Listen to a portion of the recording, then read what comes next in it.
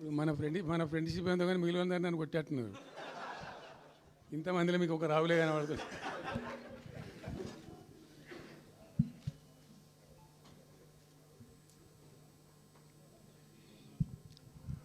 ఈరోజు ప్రధానంగా పార్టీ రాష్ట్ర కార్యవర్గం, TRS LP, TRS parliamentary party, మిగతా విస్తృతంగా వచ్చినటువంటి నాయకులందరితో కలిపి సమావేశం పెట్టుకున్నాం. ప్రధాన కారణం, the main agenda of the meeting was Palamuru Rangareddy ఎత్తిపోతల పథకంలో ఈ రాష్ట్ర ప్రభుత్వం మరియు కేంద్ర ప్రభుత్వం కలిసి తెలంగాణకు చేస్తున్నటువంటి ద్రోహం, తెలంగాణకు తలపెట్టినటువంటి దుర్మార్గమైనటువంటి విధానం మీదనే చర్చ జరిగింది. దీని కథ ఏంటంటే చాలామందికి తెలియదు, అవగాహన కూడా ఉండదు. కొత్త తరం వాళ్ళకైతే అసలు తెలియదు.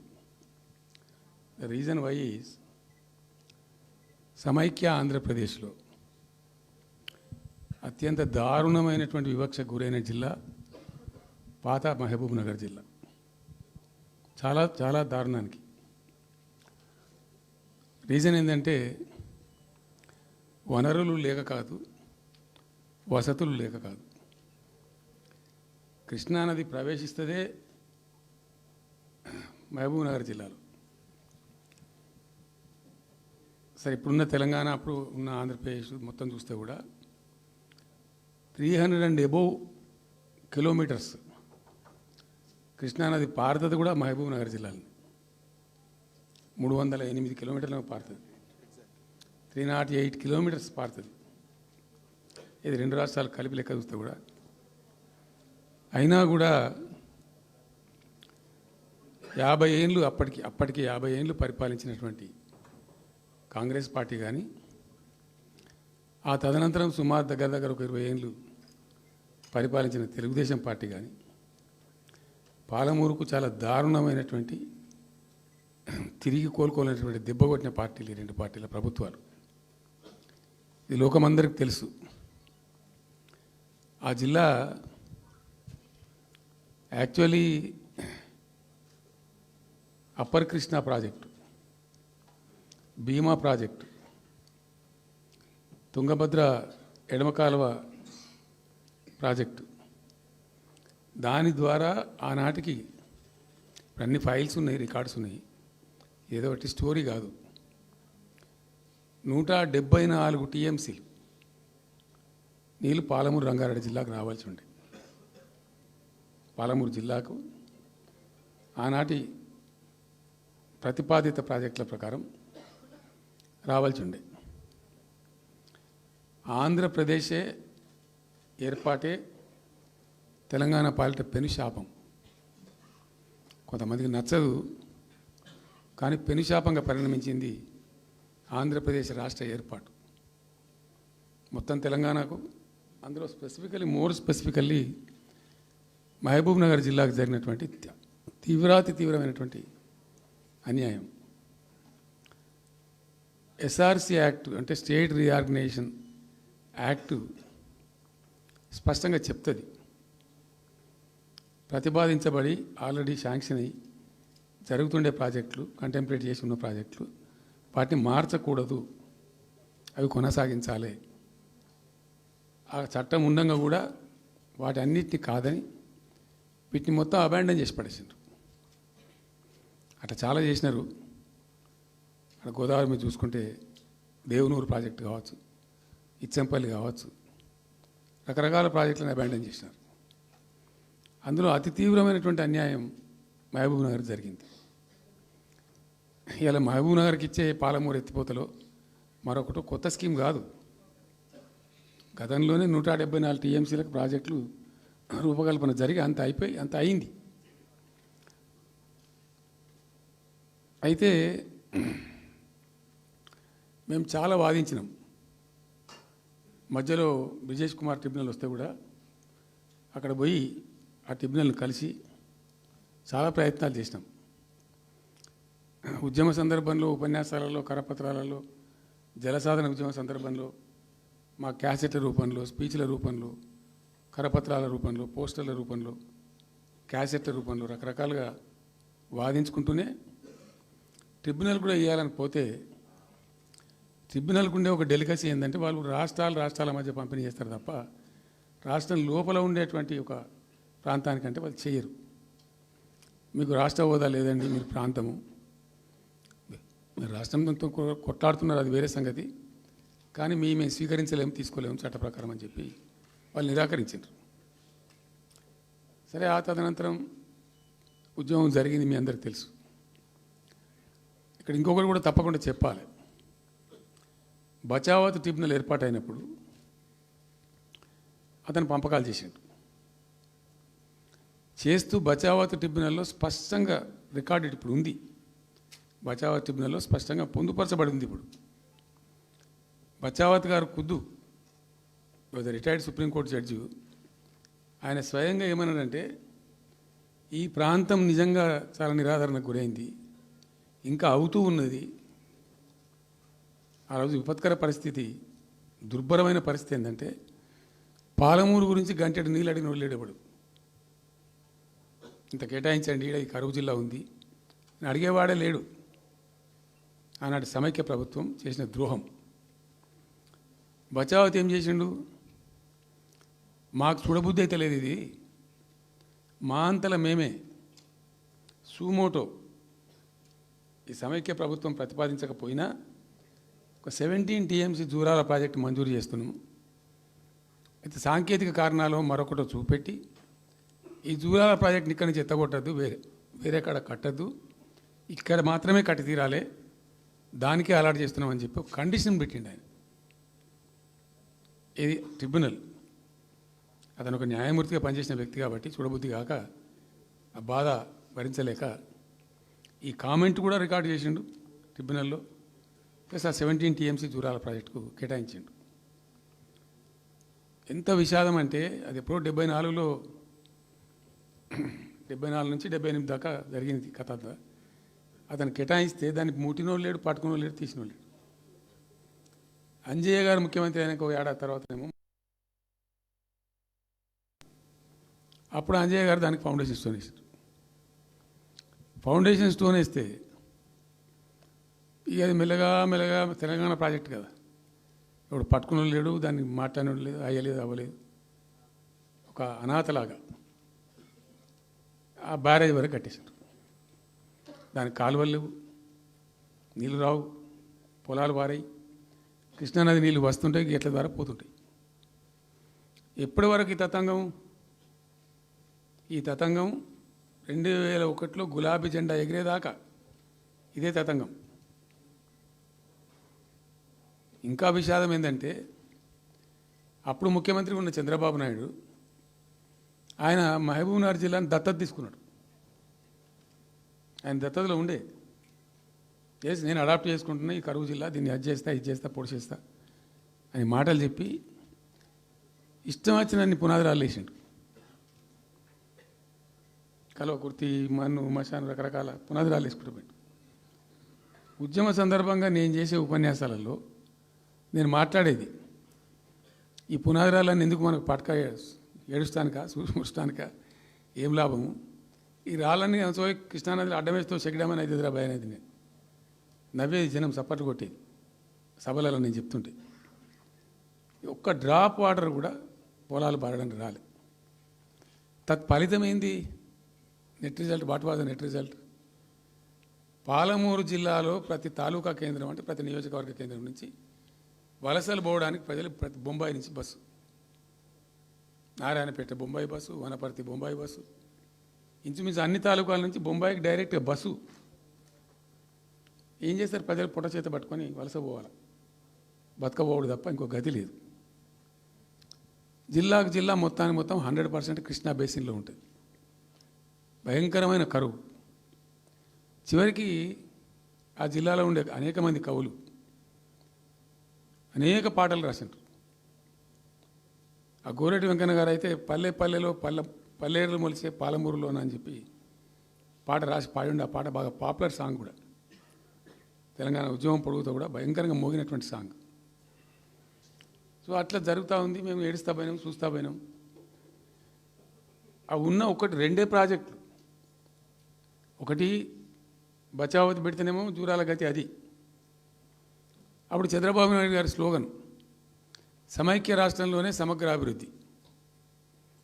నేను ప్రథమ మహాసభకు పాలమూరు జిల్లాకు పోయినా, మహబూబ్నగర్ టౌన్లో పెట్టాం. పెద్ద భారీ మీటింగ్ జరిగింది, దాదాపు 70,000-80,000 మంది వచ్చిండ్రు.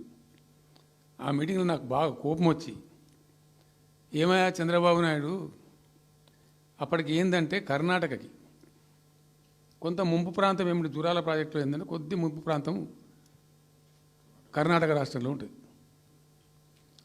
ఒక 13 కోట్ల రూపాయల వరకు కాంపెన్సేషన్ కట్టాల్సి ఉండి కట్టడు, ₹1 కట్టడు. ఏమయ్యా చంద్రబాబు నాయుడు గారు, నువ్వు దత్తత తీసుకున్నావు, కథ తీసుకున్నావు, డైలాగులు చెప్తున్నావు, ఇక్కడ చచ్చిపోతాను జనము, బొంబాయికి వలసలు పోతుండ్రు. ఇటువంటి పరిస్థితులలో కూడా కర్ణాటకకు డబ్బులు కట్టడానికి డబ్బులు లేవా? ఇదేనా సమైక్య రాష్ట్రంలో సమగ్ర అభివృద్ధి అంటే? బట్టిగా బ్యారేజ్ ఆ గోడలక కట్టిన విడిచిపెట్టేది మీరు చూసి తమాషా పడన్నా అని చాలా తీవ్రమైన విమర్శలు చేశాను. మోకాళ్ళ మీద పరిగెత్తి కట్టిండి చంద్రబాబు నాయుడు. అప్పుడు ఆ కర్ణాటక చెల్లించాల్సిన కంపెన్సేషన్ ఏదైతుందో మోకాళ్ళ మీద ఉరికి నా దాడి తట్టుకోలేక కంటిన్యూగా పెట్టినాం. దాని తర్వాత చంద్రబాబు నాయుడు పార్టీకి సంబంధించిన ఎమ్మెల్యేనే ఆర్డీఎస్ దగ్గర బాంబులు పెట్టి పేల్చేయడం, అది మీ అందరికీ కూడా తెలుసు. బాంబులు పెట్టి పేల్చడం 2 సార్లు 3 సార్లు పేల్చారు. నేను ఫస్ట్ ఉద్యమంలో తెలంగాణ ఉద్యమం స్టార్ట్ అయిన తర్వాత నేను ఎంచుకున్న ఎజెండా, నా ఎజెండాలో మొదటి పాదయాత్ర నేను చేసినటువంటిది జోగులాంబ గద్వాల పాదయాత్ర చేసిన. ఈ అన్యాయం సంగతి ఏంది అని దాన్ని ప్రజలలో ఎండగట్టాలని చెప్పి, గవర్నమెంట్ కూడా ఒత్తిడి తేవాలని చెప్పి, ఎందుకు తెలంగాణ ఉద్యమం చేస్తున్నామని లోకానికి తెలియాలని చెప్పి నేను జోగులాంబ గద్వాల పాదయాత్ర చేసిన. దాన్ని మొత్తం అసలు కంప్లీట్ 80,000 ఎకరాలకు బారాల్సినటువంటి ఆ ఆర్డీఎస్ కెనాలు 15,000 ఎకరాలు, 10,000 ఎకరాలు, 20,000 ఎకరాలకు వచ్చింది, తగ్గిపోయింది. అడిగే నాతుడు లేడు. నేను అంతకు ముందే పాదయాత్ర కన్నా ముందే స్వయంగా మేమందరం జిల్లా మహబూబ్నగర్ జిల్లా నాయకులు నేను కలిసి ఆర్డీఎస్ హెడ్ వర్క్స్ ఎక్కడ ఉంటాయంటే కర్ణాటకలో ఉంటాయి, రాయచూరు దగ్గర. అక్కడ దాకా పోయి మొత్తం ఆశాంతం ఆ కాలువ పొడవుతో తిరిగి అర్థం చేసుకొని ఆ తర్వాతనే నేను గద్వాల టు మన ఆలంపూర్ టు గద్వాల పాదయాత్ర పెట్టాం. తిరిగి దాన్ని ఎక్స్పోజ్ చేసినాం. అప్పుడు అక్కడ గొడవ చేస్తే మళ్ళీ అప్పుడు జూరాల లింక్ కెనాల్ని మొదలుపెట్టింది చంద్రబాబు నాయుడు. జూరాల టు ఆర్డీఎస్కు లింక్ కెనాల్ అని మళ్ళీ డ్రామా కట్టి, అంటే ప్రతిసారి ఏమార్చడము తెలంగాణ ప్రజలను ఒక రకమైన దగా చేయటం తప్ప రాలే, ఒక డ్రాప్ వాటర్ రాలే, ఎప్పుడు రాలే. సరే కొట్లాడుతూ పోయినాం, ప్రజలు బాగా కలిసి వచ్చిండ్రు, సందర్భం కలిసి వచ్చింది, తెలంగాణ అదృష్టం బాగుంది, తెలంగాణ రాష్ట్రం ఏర్పడింది. ఇదంతా కూడా మీకు అన్నముందు జరిగిన చరిత్ర, ప్రతి ఒక్కరికి తెలిసిన చరిత్ర. ఇది ఏం కొత్త స్టోరీ కాదు, కల్పిత కథ కాదు, పుట్టించి చెప్పేది కాదు. పాలమూరు జిల్లా యొక్క దరిద్రం, ఆ దరిద్రంలోకి పాలమూరు నెట్టివేయబడ్డ పరిస్థితి. నేను అందుకే ఊకే మొత్తుకునేది కదా, తెలంగాణ వెనుకబడ్డ ప్రాంతం కాదు, వెనుక పడేయబడ్డ ప్రాంతం, వెనుకకు నెట్టివేయబడ్డ ప్రాంతం అని చాలాసార్లు చెప్పేది. నేను వందల ఉపన్యాసాల్లో చెప్పాను. అది ప్రూవ్ టు బి కరెక్ట్. దాని తర్వాత ఎక్కడి దాకా పోయిన పరిణామాలంటే, పాలమూరు జిల్లాలో ఎండాకాలం వచ్చిందంటే గంజి కేంద్రాలు పెట్టేది. ఏడిసినాం మేము ఒకరోజు. గంజి కేంద్రాలతోని పాలమూరు, ఎందుకంటే యువకులంతా పాపం వలస ఉన్న ముసలి వాళ్ళు చచ్చిపోడు, తిండి దొరకక, దానికి గంజి కేంద్రాలు పెట్టి కమ్యూనిస్ట్ పార్టీలు వాళ్ళు వచ్చేది కొంత అడావుడు చేసి ప్రజలకు కొంత గంజి పోసే ప్రయత్నం. చివరి గంజి కేంద్రాలు పెట్టే స్థాయికి దిగజారిపోయింది పాలమూరు. కృష్ణా నది 300 కిలోమీటర్లు పారే జిల్లాలో చాలా దారుణం పోయింది. లివ్వా అంటే కేటాయింపులు ఉన్నాయి, పత ఉంది, కార్ఖానా ఉంది, అప్పర్ కృష్ణా పేరుంది, తుంగభద్ర కాలువ పేరుంది, రకరకాల భీమా ప్రాజెక్టు పేరుంది, అన్నీ ఉంటాయి కానీ రాదు. చూడడానికి మళ్ళీ ముఖ్యమంత్రి దత్తతలో ఉంటుంది కానీ రాదు, ఏమీ రాలే. ఇంకా అందంగా ఈ ప్రాజెక్టులను నేను కూడా అప్పుడు తెలుగుదేశం పార్టీలో పనిచేసిన కదా. ఈ ప్రాజెక్టులకు పెండింగ్ ప్రాజెక్టులను పేరు పెట్టిన ఒక టైటిల్ గొప్పతనంలాగా పెండింగ్ ప్రాజెక్టుల జాబితాలో వాటిని తోసేసి పాలమూరున ఆ గతికి తెచ్చిండ్రు. సరే రాష్ట్రం వచ్చిన తర్వాత జరిగింది ఏంది, టోటల్గా మేము సమీక్ష చేసుకున్నాం. గోదావరి ఏంది, గొంగడి ఏంది, కృష్ణ అయింది, మనకు రావాల్సిన వాటా అయింది, దగా జరిగింది ఎక్కడ, ఎట్లా సరిదిద్దాలా, ఎట్లా మన ప్రయాణం ముందుకు పోవాలా, ఏం జరగాలి అని ఆలోచన చేసినాం. చాలా తీవ్రమైనటువంటి మదన పడ్డాం. టాప్ ప్రయారిటీలో ఈ జిల్లా ఆదుకోవాలి మనం. అత్యంత భయంకరమైన కరువు ఉంది ఇక్కడ, కొంచెం లైన్లో పెట్టుకోవాలి. ఇప్పుడు మన సొంత రాష్ట్రం కాబట్టి మనకు ఆ ఇబ్బందులు ఉన్నాయని చెప్పి మా ప్రస్థానం ప్రారంభించాం.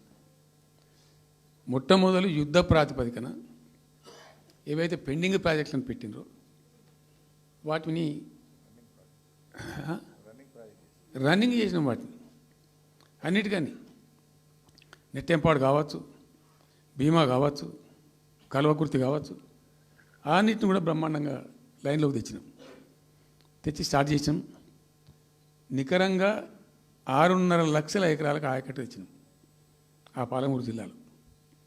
మా గవర్నమెంట్ ఉన్నప్పుడే. ఇది అక్కడ ప్రజలందరికీ తెలుసు, అందరికీ తెలుసు, ప్రతి వాళ్ళకి తెలుసు. సామర్థ్యాలు పెంచుకున్నాం కొన్ని. నెట్టెంపాడులో భాగంగా ఒకటి రేలంపాడు రిజర్వాయర్ ఉంటుంది. అది జస్ట్ 1.5 TMs, 1/4 to 2 TMs అది ఉండే. నేను రివ్యూ చేసి అక్కడ రైతులతో మాట్లాడి, మీకు పంట పండదు, కష్టమవుతుంది కాబట్టి దీన్ని కొద్దిగా పెంచాలని చెప్పి డబుల్ ద సైజ్ చేసినాం, 4 TMs చేసినాం, పంట పండాలి కాబట్టి. అట్లా రకరకాల చర్యలు తీసుకొని దాని ద్వారా ఆ కల్వకుర్తి లిఫ్ట్ ఇరిగేషన్ ద్వారా, ఈ నెట్టెంపాడు ద్వారా, భీమా ద్వారా, భీమా phase 1 phase 2 ద్వారా అన్నీ కలిపి 6.5 లక్షల ఎకరాలకు. వాస్తవం చెప్పానంటే ఎంత దుఃఖభాజనం అంటే, ఎంత బాధాకరం అంటే, కృష్ణానది 300 కిలోమీటర్లు ప్రవహించేటువంటి పాలమూరులో 30,000 ఎకరాలు కూడా పారకం లేదండి. RDS అన్నీ కలిపి లేదు, అసలు రావు, నీళ్ళు రావు, కాలువ లేదు, పొలం లేదు, ఏం లేదు. అందుకే అది వలసల జిల్లా అని పేరు ఎందుకు వచ్చింది పాలమూరుకు? ఎందుకు వలస పోతారు ప్రజలు? ఎంత కంపల్సరీ ఉంటే పోతారు, ఎంత దుఃఖం ఉంటే పోతారు, ఎంత బాధ ఉంటే పోతారు. ఆ విధంగా ఒక 6.5 లక్షల ఎకరాలకు దానికి తెచ్చినాం. మిషన్ కాకతీయలో కొద్దిగా ప్రయారిటీ పెట్టి, భౌగోళికంగా బాగా విశాలంగా ఉండే జిల్లా కాబట్టి ఇప్పుడు కొత్త జిల్లాలు తీసుకున్నాం, కానీ ఆ రోజు అది పెద్ద జిల్లా. దానికి మిషన్ కాకతీయలో టాప్ ప్రయారిటీ ఇచ్చి మైనర్ ఇరిగేషన్ చెరువులు మొత్తాన్ని పోయినాయిగా అమ్ముకున్నారు, అబాండనని మిగిలిన వాటిని కొన్ని సామర్థ్యాలు పెంచి ఒక పద్ధతికి తెచ్చినాం. అదో 1,20,000-1,50,000 ఎకరాలకు అది దోహదపడ్డది. చెక్ డ్యాములు కూడా కట్టుకున్నాం. చాలా వాగుల మీద 100 కొద్ది చెక్ డ్యాములు కట్టినాం. ఇవన్నీ కూడా మీ కళ్ళ ముందే జరిగినాయి, మీ అందరికీ కూడా తెలుసు. ఈ RDS కెనాల్కి మోసం జరిగింది కాబట్టి మధ్యలో తుంగభద్ర మీద పెట్టి తుమ్మిల లిఫ్ట్ కూడా తెప్పించి తుమ్మిల లిఫ్ట్ కూడా పూర్తి చేసినాం. ఏది RDS ద్వారా కోల్పోయిన ఆయకట్టును రిస్టోర్ చేయడానికి తుమ్మిల లిఫ్ట్ కూడా స్టార్ట్ చేసినాం, నీళ్ళు పోపించినాం, బ్రహ్మాండంగా ఆయకట్టు అంతా పార్పించినాం. ఇట్లా అనేక రకాల చర్యలు అవి తీసుకొని ఒక 6.5 లక్షల ఎకరాలకేమో నెట్ ఆయకట్టు వచ్చింది. ఇండైరెక్ట్ ఆయకట్టేమో భూగర్భ జలాలు పెంచడానికి కట్టిన చెక్ డ్యాములు, మైనర్ ఇరిగేషన్ బాగు చేయడం, దాని ద్వారా కూడా 1,50,000 ఎకరాలకు వచ్చింది. ఆ తదనంతరం మరి మనం ఎట్లా ముందుకోవాలా, ఏం చేద్దామని చెప్పి ఈ రంగారెడ్డి జిల్లా కూడా వాళ్ళు పాపం కృష్ణా బేసినే, ప్రతి డ్రాప్ రంగారెడ్డిలో పడే ప్రతి వర్షం చుక్క కృష్ణానదికి పోతుంది, ఇంకెక్కడికి పోదు. నల్లగొండ జిల్లాలో కురిసే ప్రతి వర్షం చుక్క కూడా కృష్ణానదికి పోతుంది. 100% ఈ 3 జిల్లాలు కూడా నల్లగొండ, రంగారెడ్డి, పాలమూరు ఇవి 100% కృష్ణా బేసిన్లో ఉన్నాయి. మనము ఏదైతే మనకు కేటాయించిండ్రో ప్రాజెక్ట్ వైజ్నో ఇంకోటనో కంబైన్డ్ స్టేట్ ఉన్నప్పుడు జరిగినటువంటి మోసం నుంచి బయటికి రావాలంటే మనం రాష్ట్రం ఏర్పడ్డ తర్వాత కొట్టాడాలి, మన వాటా మనం సాధించాలి. రివిజన్, కృష్ణా జలాల యొక్క పునఃపంపిణీ మీద ట్రిబ్యునల్ వేయించుకోవాలి, రివిజన్ పెట్టియాలి అని ఒక స్ట్రాటజీ పెట్టి దాన్ని కొట్లాను. సరే, ఇందాక నేను చెప్పినట్టు దేవుని దయ వల్ల తెలంగాణ రాష్ట్రం వచ్చింది. ఈ ప్రాజెక్టు కంప్లీట్ చేస్తూనే పాలమూరు రంగారెడ్డి ఎత్తిపోతల పథకానికి శ్రీకారం చుట్టాం. యాక్చువల్ ఫ్యాక్ట్ ఏంది, పాలమూరు రంగారెడ్డికి మేము ఆ రోజు మనసులో ఇంటర్నల్గా మాట్లాడుకొని డిపార్ట్మెంట్ కావచ్చు, క్యాబినెట్ కావచ్చు, వితిన్ ద పార్టీ కావచ్చు, ఆ జిల్లాల నాయకులతో కావచ్చు, మా స్ట్రాటజీ ఏంది, పాలమూరు రంగారెడ్డి ఎత్తిపోతల పథకానికి 170 టీఎంసీలు తీసుకోవాలి. This was the strategy of BRS government. ఎట్లా, ఎక్కడి నుంచి తీసుకోవాలా, అనేక ఆంక్షలు, మాటలు, బట్టి డైలాగులు, ఏపీ నుంచి వచ్చే వ్యతిరేకత, ఇవన్నిటి దృష్టిలో పెట్టుకొని ఏం చేసినాం, నికరంగా లెక్కలు తెప్పించినాం. ఈ మహబూబ్ నగర్ జిల్లాలో మైనర్ ఇరిగేషన్లో పాత చెరువులు ఏవైతే బచావ్ అవుతున్నప్పుడు లెక్క పెట్టినటువంటి చెరువులు ఏవైతే ఉన్నాయో, ఉన్నాయన్ని మాయమైనవి,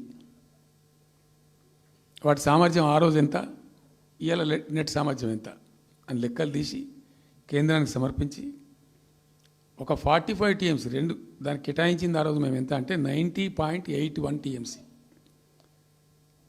90.81 పాలమూరు రంగారెడ్డికి మేము కేటాయించింది ఆ రోజుకు.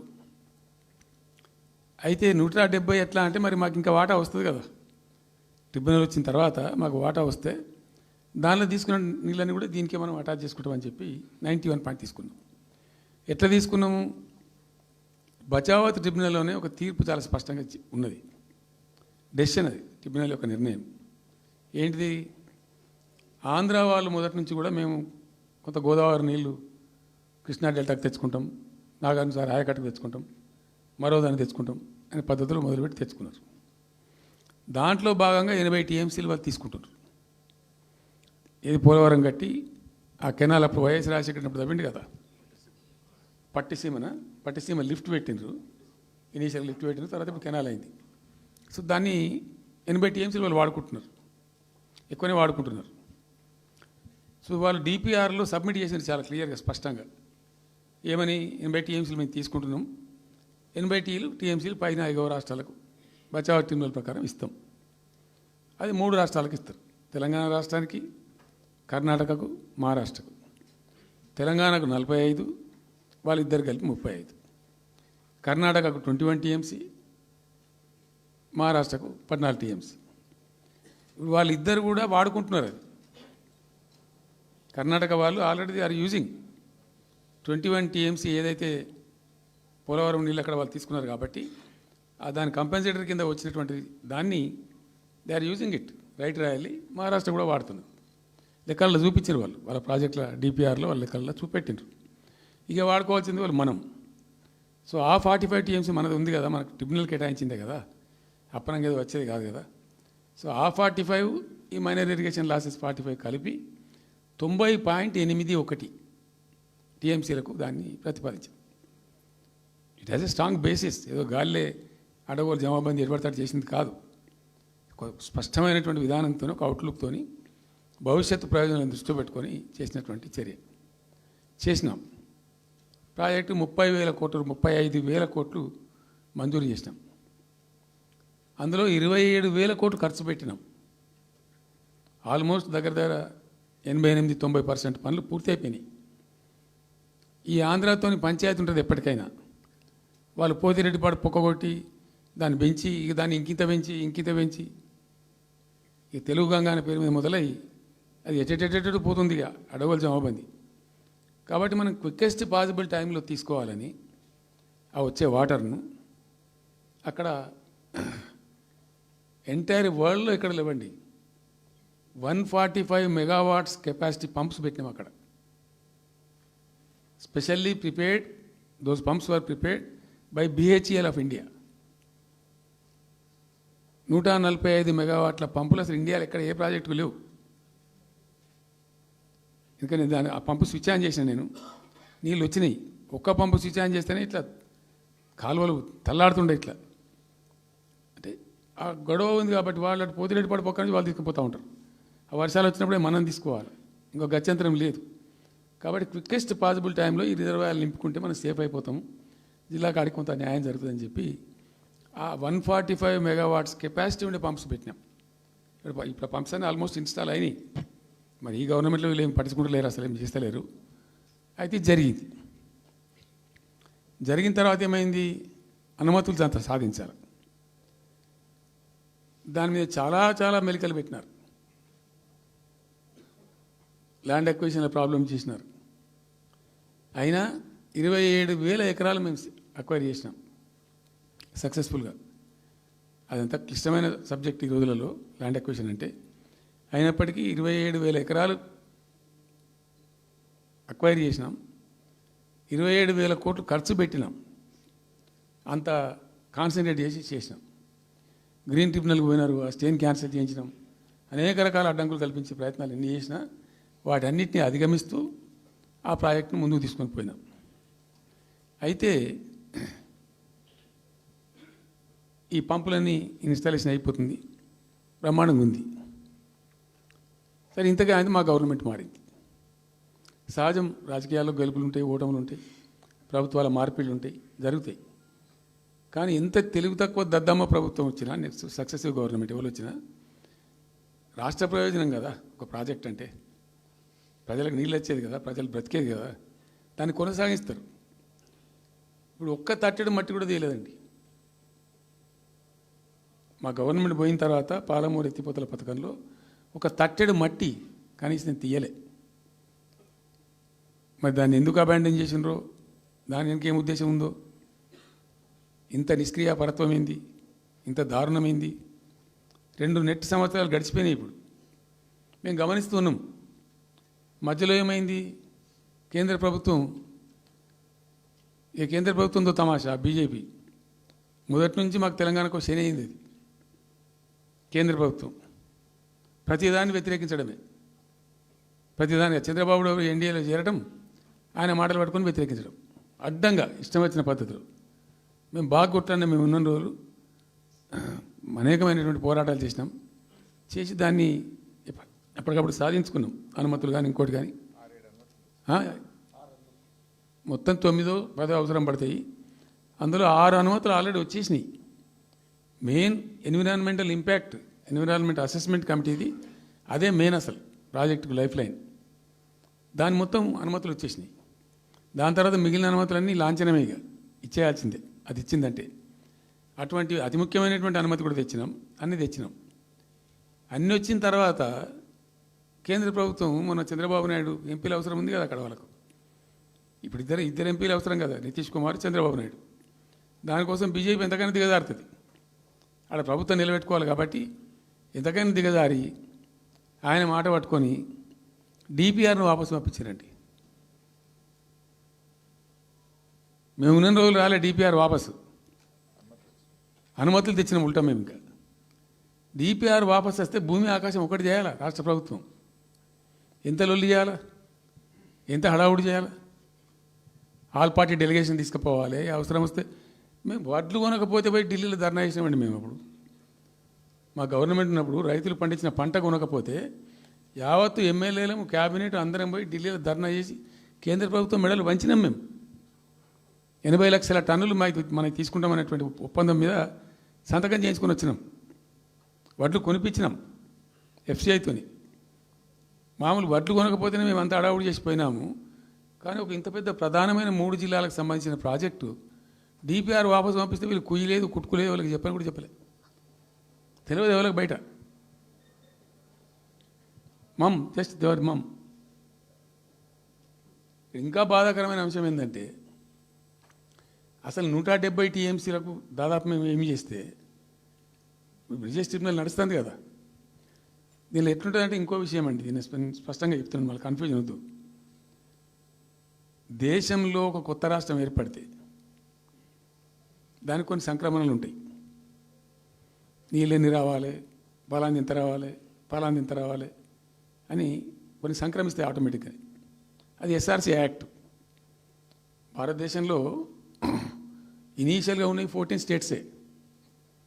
ఇప్పుడు జమ్మూ కాశ్మీర్ అదేదో వాళ్ళు చేసినారు, కానీ అదర్వైజ్ 15 రాష్ట్రాల తర్వాత ఏర్పడ్డాయి. వాళ్ళు దాన్ని ఇప్పుడు యూనియన్ టెరిటరీ చేసింది కదా లద్దాఖ్ను.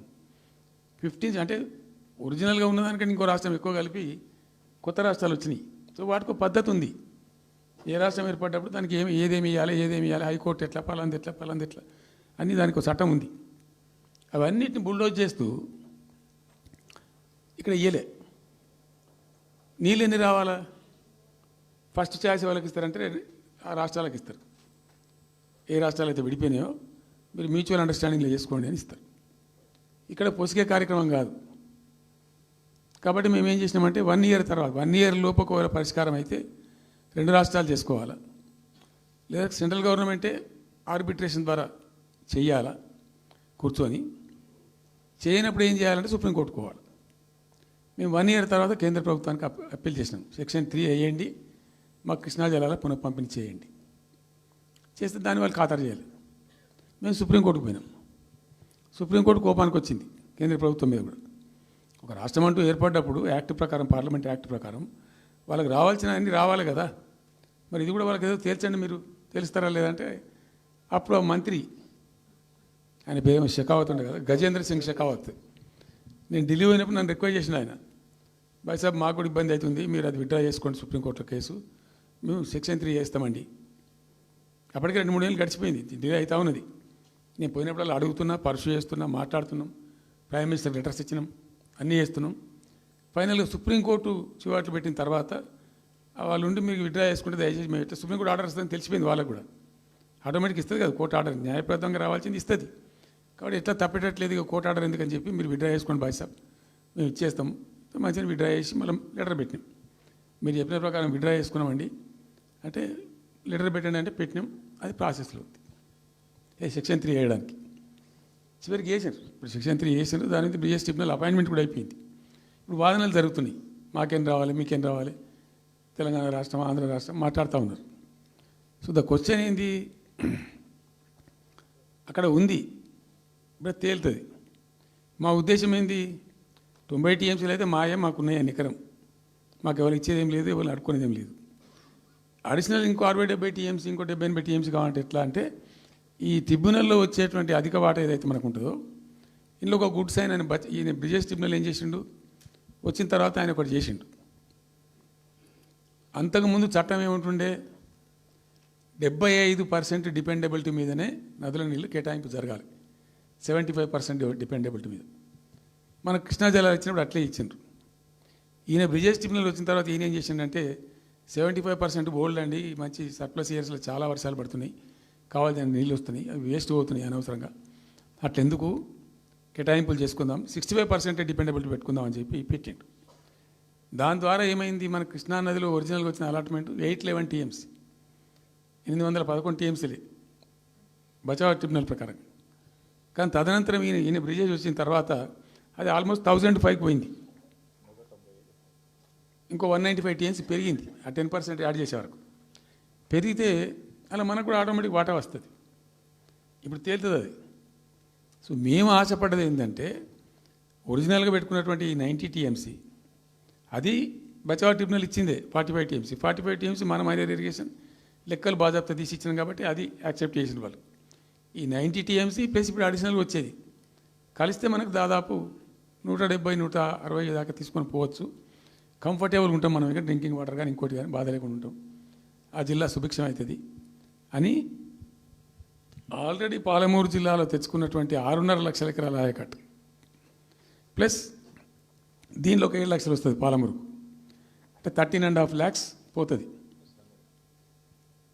పాలమూరు జిల్లా కాడికి వస్తే నియోజకవర్గానికి 1,00,000 ఎకరాలు వారాలి. అంత కృషించి అంత కునారిల్లి 60 ఏళ్ళు ఏడిసి గోసపడ్డ పాలమూరుకు ఒక పెద్ద రిలీఫ్ వస్తుంది. దీంతో మొత్తం జిల్లా టాప్ టు బాటం అంతా కూడా ఒక అద్భుతమైనది ఉంటుంది. గ్రావిటీ వారేకాడికి గ్రావిటీ వారుతుంది, లిఫ్ట్ వారుతుంది, చాలా అద్భుతంగా ఉంటుంది అని చెప్పేసి. తర్వాత వర్ష నీళ్ళు కూడా చాలా వరకు ఈ చెక్ డ్యామ్లలో దానిలో అడ్డుకుంటాం కాబట్టి గ్రౌండ్ వాటర్ కూడా బాగా పెరుగుతుంది. ఎట్లా ఫ్రీ పవర్ ఇస్తున్నాం కాబట్టి దాని ద్వారా కూడా లాభాలు జరుగుతాయని చెప్పి అసెస్మెంట్ చేసి ఇచ్చినాం. నిజంగా కూడా పాలమూరు ఒక టైంలో తెలంగాణ వచ్చిన తర్వాత 4-5 ఏళ్ళకి నేను పోతే ఎందుకో పోయినాం, బస్సు యాత్ర చేస్తే చాలా అద్భుతంగా ఇక్కడికక్కడ వరికోత మిషన్లు, కల్లాలు, అంతకుముందు పాడుబడ్డ ఇల్లు కనిపించే పాలమూరులో నా కళ్ళతో నేనే చూసిన. ఇంకా ఇది అంతా కంప్లీట్ అయిపోతే ఈ అనుకున్న 15 లక్షల ఎకరాలకు నీళ్ళు వస్తే చాలా దివ్యంగా ఉంటుందని చాలా సంతోషపడుకుంటూ పోయినాం. సరే, ఇప్పుడు కేంద్ర ప్రభుత్వం కొత్తగా తాకీదు, అది ఎవరు చెప్పినారో తెలియదు, వాళ్ళు చెప్తున్నారు. ఇప్పుడు గవర్నమెంట్ ఉన్న వాళ్ళు చెప్తున్నారు. ఏంది మీరు 90 టీఎంసీలు పెట్టుకున్నారు, పాత గవర్నమెంట్ పంపించింది. ఒకటి డిపిఆర్ తిప్పి పంపించిండ్రు, దాని మీద సడి లేదు, సప్పుడు లేదు, లుల్లి లేదు, లుకాండం లేదు, తల ఊగుతున్నారు. ఎందుకు తల ఊగుతున్నారు?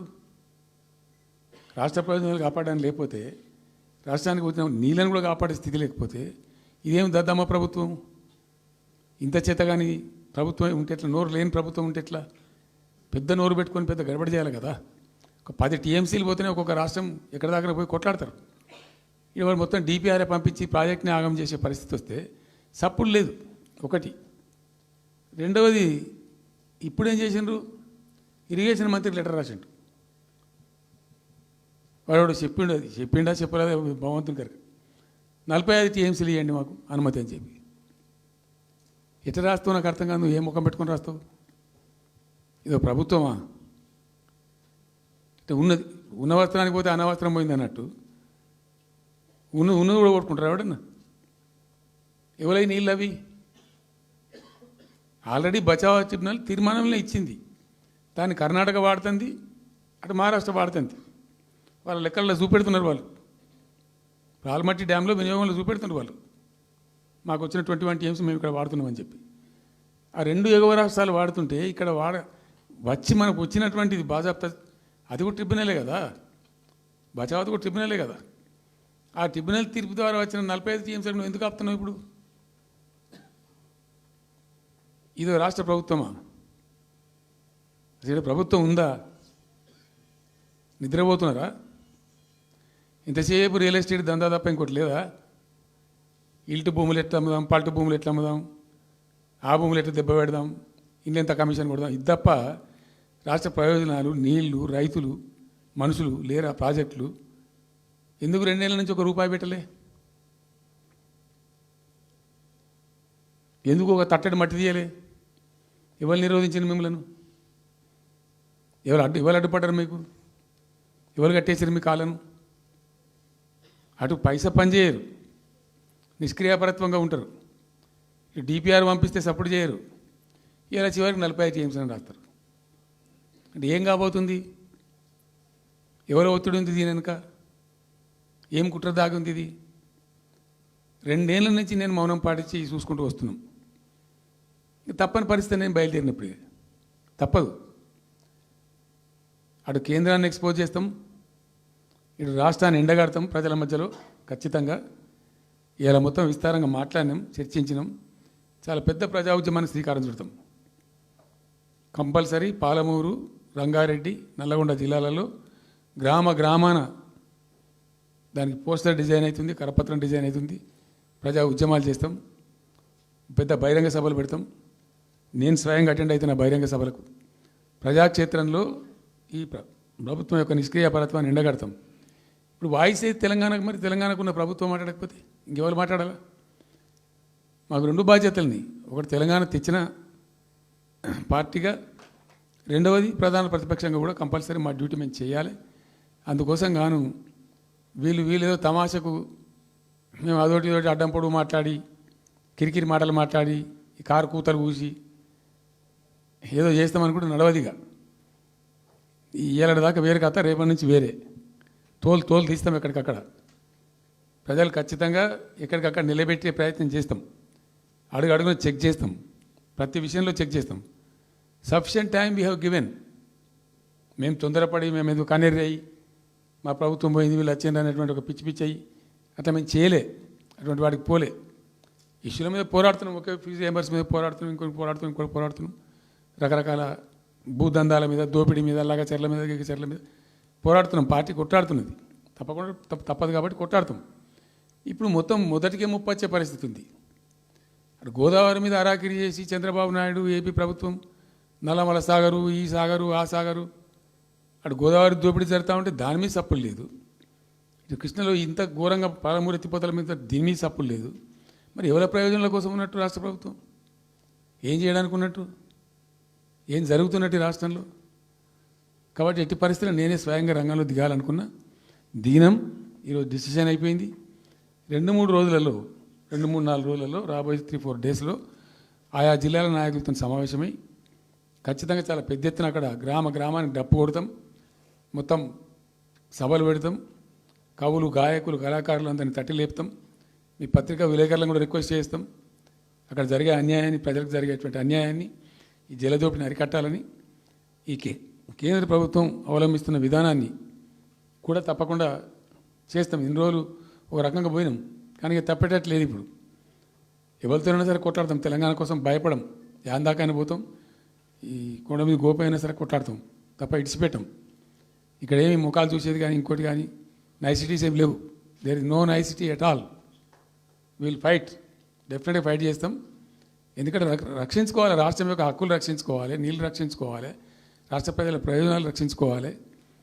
ఈ విధంగా ఇప్పుడు మా కళ్ళ ముందే జరిగినటువంటి దీనిలో ఈ దుర్మార్గంలో ఎట్లా మౌనం పాటిస్తాడు కేసీఆర్? ఎందుకు మౌనంగా ఉంటాం? ఎవరి కోసం ఉంటాం? ఎందుకోసం ఉండాలి? కాబట్టి అరాకిరి ముచ్చట్లు కావు. ఇష్టం వచ్చినట్టు మాట్లాడి, ఇష్టం వచ్చినట్టు ఆల్తు ఫాల్తు కూతలు కూసి ఏదో చేస్తామంటే అది జరిగేది కాదు, జరగనీయం. రెండవది, ఈ ప్రభుత్వం కూడా సర్వభ్రష్ట ప్రభుత్వం,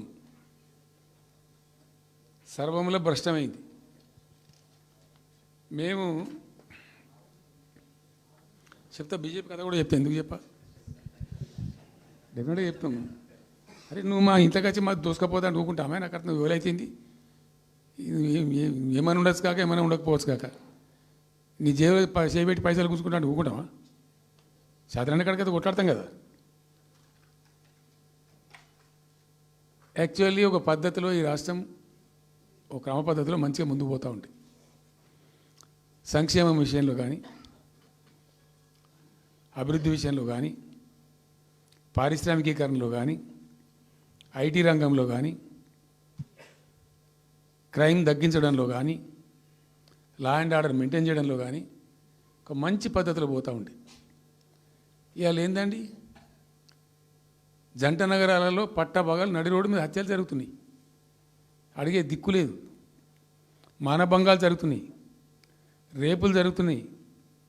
ఎన్సీఆర్బీ రిపోర్ట్ ప్రకారంగా 20% క్రైమ్ రేట్ పెరిగింది తెలంగాణలో. పీస్ఫుల్ స్టేట్ ఉండే, ఫ్రెండ్లీ పోలీసింగ్ ఉండే, అవన్నీ ముఖ్యమైపోతున్నాయి ఇవాళ తెలంగాణలో. చూస్తున్నాం మేము, మౌనం పాటించడానికి చూసుకుంటూ, గమనించుకుంటూ, రికార్డు చేసుకుంటూ అని చర్చ చేస్తున్నాం. ఎప్పటికప్పుడు పెరిగిపోయినాయి. వాగ్దానాలు ఏంటంటే వీళ్ళు చేసినాయి? మంచిగా ఉన్న ప్రజలను, మాకు ఓటేసే ఉద్దేశంలో ఉన్న ప్రజలను పచ్చి అబద్ధాలు టెంప్ట్ చేసి, మోసం చేసి, ఈ రాష్ట్ర ప్రజానీకాన్ని మోసం చేసి, దొంగ మాటలు చెప్పి, మాయ మాటలు చెప్పి, అర్రాస్ పాటలు వాడినట్టు వాడినండి, వేలం పాట వాడినట్టు. కేసీఆర్ 10,000 ఇస్తాడు రైతు బంధుకు, మేము 15,000 ఇస్తాం. మహిళలకు 2,500 ఇస్తాం. కేసీఆర్ కళ్యాణ లక్ష్మి ₹1,00,000 ఇస్తాడు, మేము తులం బంగారం కల్పిస్తాం. మీరు పెళ్లిళ్ళు చేసుకోకుండా ఆపుండ్రి. ఇదే ప్రభుత్వం మీరు చెప్పినటువంటి మాటలు, పెళ్లిళ్ళు చేసుకుంటూ ఆగిపోండి, మీరు నవంబర్లో వేసుకునే బదులు డిసెంబర్లో వేసుకుంటే తులం బంగారం కూడా వస్తుంది. ఉపన్యాసాలలో చెప్పినండి, మా ఉన్నాయి ఆ క్యాసెట్లని. ఇంకేం చెప్పిండ్రు? పెన్షన్ తీసుకునే ముసలోళ్ళు ఎవరైతున్నారో నవంబర్లో తీసుకోకుండా డిసెంబర్లో 4,000 వస్తుంది. తెల్లారే ఇంకేం మాట్లాడిండ్రు? ఏంటిది అది? 2 లక్షల రుణమాఫీ అని నరికిండ్రు. ఉరుకుండ్రి బ్యాంకుల పంట పోయి జల్దీ తెచ్చుకోండి. ఇక ఒక్కటి కాదు, అట్లా అర్రాసి పడవాడినట్టే. చివరికి విద్యార్థులకు, పాపం పేద విద్యార్థులకు ఇండియా ఒక స్కూటీలు కాదా బాబు, చాలా ఉన్నాయి.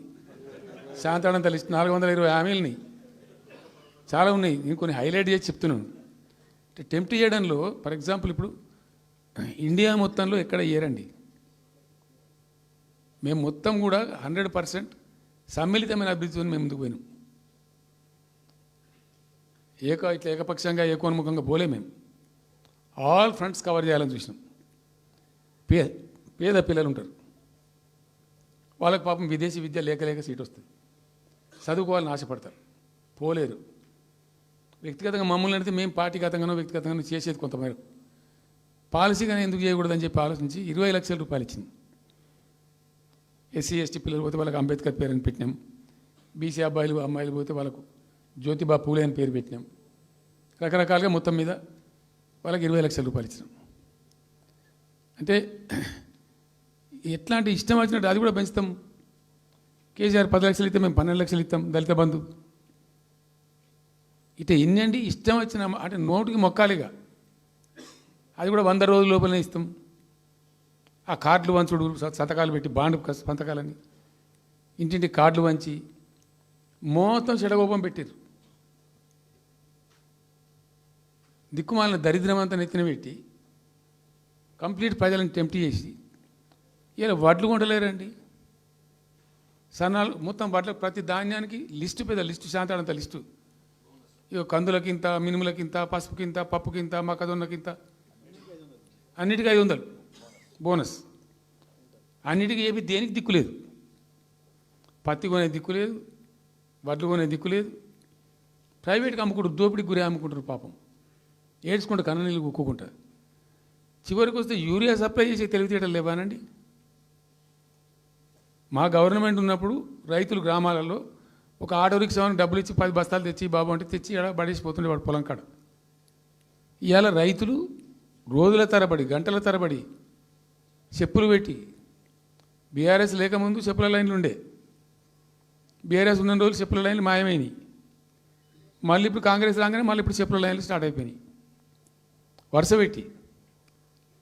మళ్ళీ ఇప్పుడు ఏందో యాపో బోపో తెచ్చిండ్రు. అది ఒత్తితే నడచలేదు, పిక్తలేదు. అది ఏ ఎరువు బస్తాకు యాప్ ఎందుకైనా నాకు అర్థం కాదు. ఇంకా ఆ యాప్లో కూడా నాకు పూర్తిగా తెలియలేదు. నేను రాత్రి కూడా చెప్పే ఆ యాప్లో ఏముంటుందట. ఇప్పుడు నాకు పట్టుందా, అది ఎన్ని మాటలు ఇస్తారట. సపోజ్ నాకు 3 ఎకరాలు ఉంది. 3 ఎకరాలు ఉంటే ఎకరానికి 2 బస్తాలు చొప్పున 3 సార్లు ఇస్తారట. అది అంటే 3 సార్లు పోవాలి. ఇక యాడికి పోవాలో నాకే తెలియదు. ముఠమూల యాపే దొరకదు కాలబెట్టి. అది ఏదైనా చదువుకొని పూరాన్ని పెట్టుకొని విని పట్టుకొని తిప్పలు పడదామంటే కూడా ఆ యాప్ ఒత్తితే ఏం కనబడుతుందట. యాప్ ఒత్తితే ఏం కనబడుతుందట. ఏ గోదాంలో ఎరువులు అని చెప్తారట. అంటే ఇలా గజ్వేల్లో చెప్తారు, రేపు సిద్దిపేటలో చెప్తారు, ఎల్లుండి సిరిసిల్లలో చెప్తారు. ఏ గోదాం పోవాలి, ఎటు పోవాలి.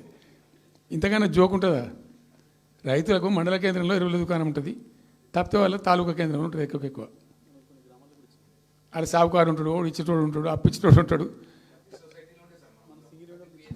మనం బాగా విస్తరించామమ్మా. నేను ఏమంటున్నానంటే 7,100 కొనుగోలు కేంద్రాలు పెట్టినాం కదా. వాళ్ళ ఊర్లో పోయి కొన్నాం కదా. ధాన్యం నెత్తిన పెట్టుకొని వాళ్ళ అంగడికి వచ్చి ఈ మార్కెట్ అప్పుడు తిరుగుడే బంద్ చేసినాం కదా. అసలు రైతు సెంట్రిక్గానే మన పరిపాలన ఉండే కదా కంప్లీట్గా. అని మొత్తం సాప్ పట్టేసారు. ఇప్పుడు అరాస్ పాటలు వాడి 2 సార్లు రైతు బంద్ కొట్టిండ్రు. పెన్షన్ 4,000 ఇస్తామని 2 నెలల పెన్షన్ కొట్టిండ్రు. చాలా భయంకరమైనటువంటి పరిస్థితి తీసుకొచ్చింది రాష్ట్రంలో. ఇంత దిక్కుమాలిన కథ. నిరుద్యోగ భృతి ఇస్తాము, ఇవాళ మొక్కాల ఎన్ని అసలు హామీలు. నిరుద్యోగ భృతి ఇస్తాము, తోక ఇస్తాము, నోటిఫికేషన్లు ఇస్తాము, జాబ్ క్యాలెండర్లు ఇస్తాము, విద్యా భరోసా కార్డు.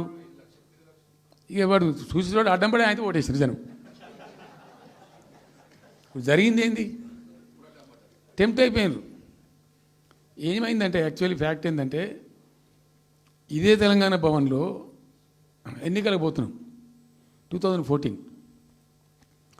ఎన్నికల కమిటీ, హామీల కమిటీ ఒకటి ఉండే, మేనిఫెస్టో కమిటీ. అది రాస్తాను. దానిలోకి 2-3 రిటైర్డ్ ఐఏఎస్ అధికారులు కూడా ఉంటే అప్పుడు ఒక సందర్భం వస్తే నేను అడిగిన, అసలు మనం పెన్షన్ ఎందుకు ఇస్తాం ప్రజలకు? Why do you give pensions at all? ఎందుకు ఇవ్వాలి అసలు? దానికి ఒక పరమార్థమో పర్పస్ ఉందా? అగాధం పట్టుకొని ఇట్లా పంచిపెట్టుడా ఏంది అసలు? మీ ఉద్దేశం ఏంటి సార్ అన్నారు. అనుకోకుండా దురదృష్టవశాత్తు కొందరు డెస్టిట్యూట్స్ అవుతారు, కొందరు ఫిజికల్ హ్యాండిక్యాప్డ్ అవుతారు. ఇలా మంచిగానే ఉన్నాం. ఏమో ఏమైనా ఒక యాక్సిడెంట్ అయితే కథం తెల్లారి మనం వికలాంగుడు అయిపోతాం, కదలలేని పరిస్థితికి వచ్చేస్తాం. రకరకాలు ఉంటాయి. వృద్ధాప్యం వస్తే పాపం వాళ్ళ పిల్లలు చూసి చూడకపోయారు, కొంతమంది పట్టించుకొని లేని వాళ్ళు ఉంటారు. అట్లాంటి వాళ్ళకు, అనాథలకు, ఆర్ఫన్స్కు, డెస్టిట్యూట్స్కు, విధివంచితులకు ఇచ్చేది పెన్షన్. అది ఎందుకు అదొక పరమార్థం ఉండాలి.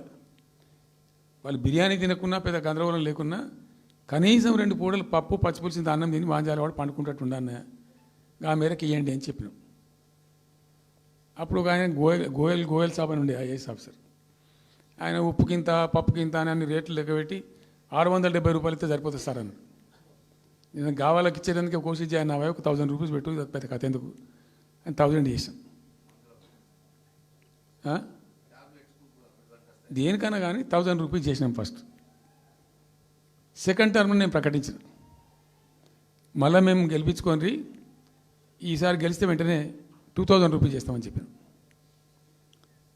మొదలు 1000 అన్నవాడు అడగలే, మా అంతటా మేమే సుమోటోగా మాట్లాడి చెప్పి డే 1 గవర్నమెంట్ ఇచ్చిన ఫస్ట్ క్యాబినెట్ని డిసైడ్ చేసి 1000 రూపీస్ పెట్టాం. 200 to 1000, 1000 to 2000 also first మంత్ని.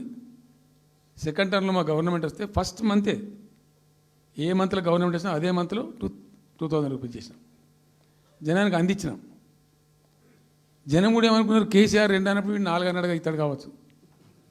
Tempt అవుతారు పాపం, సహజంగా పేదవాళ్ళు కదా, లేని వాళ్ళు కాబట్టి. మనది కాదు సబ్జెక్ట్, అది కాదు కదా. ఈయన 2 ఇచ్చిండు కదా, 200 2000 చేసిండు, ఈడు తప్ప 4000 చేస్తాడేమో అనే ఆశలో మా కోటేసే ఉద్దేశం ఉన్న ప్రజలు కూడా ఈ మాయల పడి పాపం టెంప్ట్ అయిపోయి గోల్మాల్ అయిపోయి ఓట్లు వేసినారు. ఇలా తలలు బాదుకుంటున్నారు, తిడుతున్నారు, భయంకరమైన తిడుతున్నారు. నిన్న నేను హైదరాబాద్ వస్తున్నాను, నిన్న నేను ఫామ్ నుంచి బయలుదేరి వస్తుంటే ఒక 10 చోట్ల ప్రామిస్ చెప్తున్నాను. 10 ప్లేసెస్లో పక్క పండు వచ్చుకో, ఒక కార్లో కూర్చున్న 2 స్టీరింగ్ ఇచ్చి పెట్టి 2 చేతులు మీదకి పెట్టిండు. బాస్ మళ్ళీ మనం జల్దీ రావాలి, మనమే వస్తున్నాం, నెక్స్ట్ మనమే అని దుంకుతున్నాడు. ఆ మోటార్ పైసలు వేసేవాళ్ళు వాడు పక్కన డ్రమన్న పక్కన వచ్చి వాడు వచ్చి నెక్స్ట్ మనమే సార్ వచ్చేస్తున్నాం అంటారు పోతుండ్రు. హైదరాబాద్ సిటీలో అనేక ప్లేసెస్లో కనీసం ఒక 10-12 ప్లేసెస్లో అట్లా చెప్తున్నారు జనం. అది దేనికి సంకేతం? మీ మీద ప్రజలు విశ్వాసం కోల్పోతున్నారు రోజు రోజుకు, మీ చర్యల వల్ల, మీ పిచ్చి పనుల వల్ల. ఇంకోటి ఏంది, మీరు చేసే చర్యలు ఎట్లున్నాయి? మొత్తం రియల్ ఎస్టేట్ బ్రోకర్ దందానేనా? ఫార్మాసిటీ ఎందుకు వచ్చిందండి? ఫార్మాసిటీ మా ప్రభుత్వం ఎందుకు వచ్చింది pharma city? Why did we bring pharma city at all? అనుకోకుండా కొన్ని ప్రాంతాలకు, కొన్ని రాష్ట్రాలకు కొన్ని సందర్భాలు కలిసి వస్తాయి. భారత ప్రభుత్వం ఆనాడు ఉన్నటువంటి నెహ్రూ గారి ప్రభుత్వంలో ఈ ఫిలకు వ్యాధి, కలరా వ్యాధి వ్యాపించి ప్రజలు ముబ్బడిగా చచ్చిపోయేది. ఎట్లా అంటే దీనికి ప్రాపర్ మెడికేర్ లేదు, ఎక్కడికక్కడ లోకలైజ్డ్ ప్రొడక్షన్స్ ఉండాలని చెప్పి ఐడిపిఎల్స్ అని పెట్టిండ్రు, కొన్ని కీలక రాష్ట్రాలలో పెట్టిండ్రు. అందులో మన అదృష్టంకు ఆ టైంలో హైదరాబాద్ కూడా ఐడిపిఎల్ వచ్చింది. ఐడిపిఎల్ యొక్క పుణ్యమా అని దాంట్లో నుంచి కొంతమంది నేర్చుకొని బయటకు వచ్చి, డాక్టర్ అంజిరెడ్డి కూడా ఐడిపిఎల్ ఎంప్లాయ్, బయటకు వచ్చి వాళ్ళు స్వయంగా పెట్టి చాలా విస్తరించారు. చాలా అంటే చాలా విస్తరించారు. ఆయన దగ్గర, అంజిరెడ్డి దగ్గర పనిచేసిన కూడా బయటకు వచ్చి వాళ్ళు పెట్టుకొని వాళ్ళు విస్తరించారు. ఇట్లా ఏమైపోయింది, Hyderabad has become a medical hub, pharma hub. ఒక ఆయన వచ్చి నాకు డబ్బులు బాగున్నాయి కాబట్టి నేను 10,000 కోట్లు పెట్టి పరిశ్రమ పెడతాను, నడవది, ఎడబడతా అంటే పెడతా అంటే దానికి ఎక్కువ కావాలి. అంటే ఆ ఎంప్లాయీస్, ఆ టెక్నీషియన్స్, ఆ కథా కార్ఖానా ఎక్కడైతే ఉంటుందో అక్కడ సక్సెస్ అవుతుంది. అట్లా ఏమైంది, ఫార్మా యొక్క ఎక్కువ బిల్డ్ అయింది హైదరాబాద్లో. ఫార్మా యొక్క ఎక్కువ బిల్డ్ అయిన ద్వారా చాలా ఇబ్బడి ముగ్గడిగా కంపెనీలు వచ్చినాయి ఇక్కడ. అసలు 1/3 వరల్డ్కు మన జినోమ్ వ్యాలీ నుంచే వ్యాక్సిన్ సప్లై అవుతుంది. ఇవాళ 1/3 of the world Hyderabad genome valley నుంచే వ్యాక్సిన్ సప్లై అవుతుంది. అట్లా ఎప్పుడో ఉన్న బయాలజికల్ ఈవెంట్స్ ఆ రాజుగారు స్థాపించారు ఆ కాలం 104 సంవత్సరాల క్రితం నిజాం పీరియడ్లో. అట్లాంటి కంపెనీలు వస్తూ వస్తూ వస్తూ వస్తూ వస్తూ Hyderabad has become a best destination for pharma. అయితే ఏమవుతుంది, ఆ రసాయనిక వ్యర్థాలు ఏవైతే ఉంటాయో అవి కొద్ది కారకాలు ఉంటాయి, ఇబ్బందులు కలిగిస్తాయి. మన హుస్సేన్ సాగరే కాలుష్యమయమైపోయి గబ్బు వాసన వచ్చే పరిస్థితి ఉండేది, మనం అందరం కూడా చూసినాం. సో దీని నుంచి ఈ హైదరాబాద్ బయటపడాలి. ఫార్మా వదులుకుందామా, వదులుకోవద్దు. మరి ఏం చేయాలా? ఒక 4 టీములు తింపిందండి నేను ప్రపంచవ్యాప్తంగా. ఐఏఎస్ అధికారుల బృందాలు. శాంతికుమార్ గారు అని చెప్పి ఆమె చీఫ్ సెక్రటరీ కూడా రిటైర్ అయింది. ఆమె అప్పుడు హెల్త్ సెక్రటరీగా ఉండే కొంతకాలం. ఆమె నాయకత్వంలో పంపించాం, చాలా దేశాలకు పంపినాం. మరి తిరిగి రండి. ఇప్పుడు ఏమైంది? మందులు లేని ప్రపంచాన్ని ఊహించలేం. మందులు కావాల్సిందే. మందులు తయారు చేసే సందర్భంలో తప్పకుండా కొంత వేస్టేజ్ ఉంటుంది. ఆ వేస్టేజ్ని ఎట్లా మేనేజ్ చేయాలి అని దానికి తెలివి కావాలి. సింపుల్ ఎగ్జాంపుల్ చెప్పండి, మన ఇంట్లో కిచెన్లో కూడా డైలీ వేస్ట్ ఉంటుంది, కానీ చాలా నీట్గా పెట్టుకుంటాం మనం దాన్ని. ఆ వేస్ట్ని డిస్పోజ్ చేస్తాం, కిచెన్లోనే ఉంచితే చచ్చిపోతాం కాబట్టి ఆ భయానికి క్లీన్ పెట్టుకుంటాం, మన ఓన్ కిచెన్ కాబట్టి. ఎగ్జాక్ట్లీ ఎట్లయితే కిచెన్ క్లీన్ పెడతారో వాటిని కూడా క్లీన్ పెట్టాలి. అయితే ఒక ఫార్మా కంపెనీ ముందు నుంచి మనం పోతున్నాం అనుకోండి, మన దగ్గర అయితే వాసన వస్తుంది, మనకు తెలుస్తుంది ఇదేదో మెడిసిన్ తయారు చేసే కంపెనీ అని. వేరే దేశాలలో అట్లా లేదు. యూరోప్లో లేదు, యూఎస్లో లేదు, చాలా దేశాల్లో లేదు, చైనాలో లేదు. సో గొట్టం నుంచి పొగరాదు. సో మనం మాత్రం టెక్నాలజీ మనం పెట్టుకోలేమా, పెద్ద ఇష్యూ అని చెప్పి ఐఏఎస్ అధికారుల బృందాలను తింపిన నేను అనేక దేశాలకు తింపి పంపించి, హైదరాబాద్లో ఫార్మా ఉంది కాబట్టి హైదరాబాద్ యొక్క లార్జర్ ఇంట్రెస్ట్లో ఫ్యూచర్ దృష్ట్యా ఫార్మాను కాపాడుకోవాలి, ఆ ఎక్కువ పోనీయద్దు, ప్లస్ ఈ కాలుష్య భారం నుంచి ప్రజలను రక్షించుకోవాలి. ఎట్లా అంటే జెడ్ఎల్బీ అని వచ్చింది, జీరో లిక్విడ్ బేస్ అని. ఆ డిశ్చార్జ్ ఏదైతుందో దాన్ని మొత్తం జీరో లిక్విడ్ చేస్తారు. ఇంకా కాలుష్యం కాదు, ఏం చెడిపోదు, వీళ్ళకి ఇబ్బంది ఉండదు. అది ఇంటర్నేషనల్ లెవెల్లో సక్సెస్ఫుల్గా ఉంది, సక్సెస్ఫుల్గా జరుగుతుంది. ఇప్పుడు అమెరికాలో ఉన్నాయి చాలా కంపెనీలు, యూరోప్లో ఉన్నాయి, ఇంకా చాలా చోట్ల ఉన్నాయి. అవసరం, ప్రతి దేశానికి అవసరమే. అయితే మనం ఆ సిస్టమ్ పెట్టుకోవచ్చు కదా అని చెప్పి ఒక ఫార్మా యూనివర్సిటీ కూడా పెడదాం దానిలో అని చెప్పి ఫార్మా ఇండస్ట్రీ తెచ్చినాం. 2 హెలికాప్టర్లు తీసుకొని ఆ ఫార్మా బిజినెస్ మెన్ ఎవరైతే ఉంటారో వాళ్ళని నేనే స్వయంగా వెంట పెట్టుకుని పోయి ఆ ముచ్చర్ల అక్కడ పోయి తీసుకుపోయి చూపించి ఈ ప్లేస్ బాగుంటుంది కదా అంటే బాగుంటుందని చెప్తే దాన్ని ఫైనల్ చేసి చాలా కష్టపడి 5-6 సంవత్సరాలు పర్సూ చేసి రైతాంగంతో ఘర్షణ పడకుండా ఒక 20,000 ఎకరాలు పెట్టుకొని చేస్తే 14,000 ఎకరాల పైచీలకు వరకు 14,000 నెట్ వచ్చింది ప్రభుత్వానికి. 14,000 acres already acquired by government. చాలా ఎంఓయూలు జరిగినాయి, అన్నీ జరిగినాయి. మన లోకల్ వాళ్ళు రెడీ ఉండి. అయితే పర్టికులర్లీ జీడిమెట్ల, చర్లపల్లి వీళ్ళు ఏమన్నారంటే, సార్ మాకు ఆల్టర్నేటివ్ స్థలం మంచిగా ఇస్తే మేము అక్కడికి వెళ్ళిపోతాం, ఈ బాధ మాకెందుకు, ప్రజలతో కూడా ఈ బదనాం ఎందుకు, ఆడ పెట్టుకుంటాం. పెట్టి కామన్ అఫ్లుయెంట్ ప్లాంట్స్ పెట్టి ఒక ఐఏఎస్ అధికారిని పెట్టి దాన్ని ప్రభుత్వ నిఘాలోనే ఈ రసాయనాలు వ్యర్థాలను ఇష్టం వచ్చినట్టు ఎటుపడినట్టు పంపకుండా ఆ నియంత్రణలో జరగాలని చెప్పి పెట్టుకున్నది ఫార్మాసిటీ. దానికి ఎన్వైరాన్మెంటల్ క్లియరెన్స్ కూడా వచ్చింది. కేంద్ర ప్రభుత్వాన్ని ఒప్పించి ఎన్వైరాన్మెంటల్ క్లియరెన్స్ తెచ్చినాం.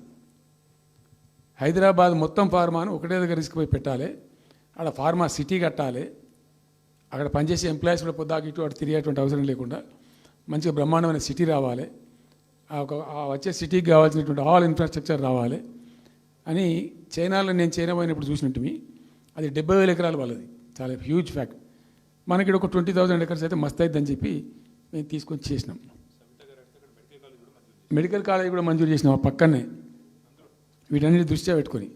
అంటే మేము ఒక పద్ధతి పెట్టుకొని దాన్ని ఒక సిస్టమేటిక్గా చేసినాం. చేస్తే ఇప్పుడు దాన్ని ఏందండి దందా, ఏదైనా చేసి దాన్ని నమ్మకదొబ్బన్నా. ఏం జరుగుతుంది రాష్ట్రంలో? ఫ్యూచర్ సిటీ, తొక్క సిటీ, ఎవరికి కావాలి నీ ఫ్యూచర్ సిటీ? నాకు అర్థం కాదు. నువ్వు పెంచినావు హైదరాబాద్ను, ఎవరు చేసిన హైదరాబాద్ సిటీ? ఇంత వైబ్రాంట్ సిటీ ఎక్కడికి వచ్చింది?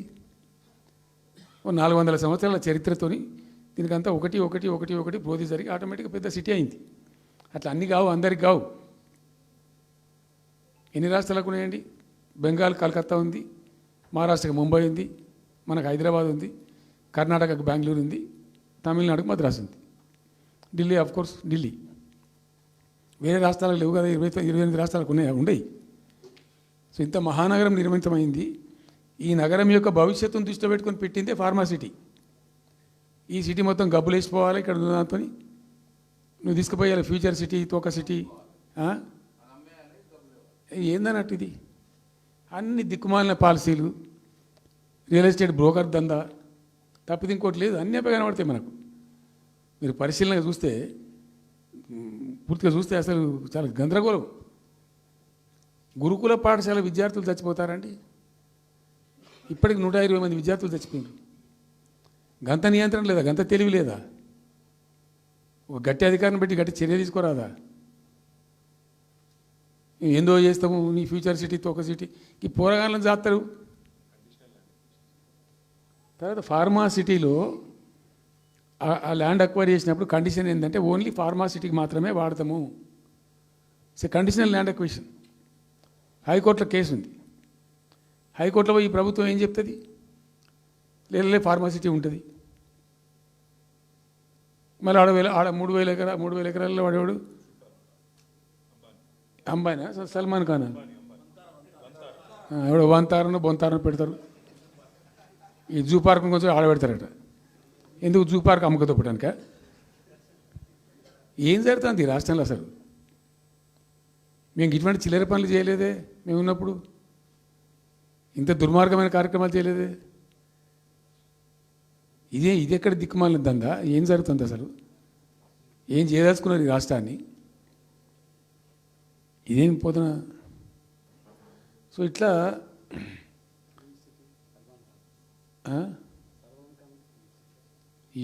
అది ఏందో నేను ఒక్కటే మాట్లాడుతున్నానండి. బిజినెస్ మీట్ పెడతాం, ఎంఓయూలు చేసుకుంటాం. ఏ ప్రభుత్వం చేయాల్సిందే. అడ్డగోలు జమాబందీ దానికి లెక్కలేని కథ అంటే ఏందన్నట్టు. ఒక హైప్ క్రియేట్ చేసుడు, దీనికి ఆజుడు, దీనికి గురువు చంద్రబాబు నాయుడు. ఇప్పుడు చంద్రబాబు నాయుడు చెప్పిన లెక్కల బిజినెస్ వచ్చేది ఉంటే, ఎంఓయూలు సక్సెస్ అయ్యేది ఉంటే ఆంధ్రప్రదేశ్లో ఈ పాటికి 20 లక్షల కోట్లు వచ్చి ఉండాలి. ఆయన ఫస్ట్ టైం అలా సీఎం ఉన్నప్పుడు ఆ ఊళ్ళో పెట్టే కదా, వైజాగ్లో, అమరావతిలో కదా, వైజాగ్లో పెట్టిండు. వైజాగ్లో ఎవరు వెళ్ళి ఎంఓయూలు చేసిన వాళ్ళంటే వంట మనుషులు అని చెప్పిండ్రు. ఆ స్టార్ హోటల్లో బయట వంట మనుషులు, వాడు ఎవడు ఆ సప్లై చేసేటోళ్ళు, వాడు వచ్చి కూర్చోపోయి సంతకం పెట్టే పెట్టిండు వాడు పాపం. అవునా అండి, పాపులర్ అయింది అది. ఇప్పుడు మరి ఎక్కడ ఆ పెట్టుబడులన్నీ ఎక్కడ చెప్పండి? ఆఖరికి 10,000 కోట్లు అన్న రావాలి. 15 లక్షల కోట్లు, 6 లక్షల కోట్లు, 8 లక్షల కోట్లు.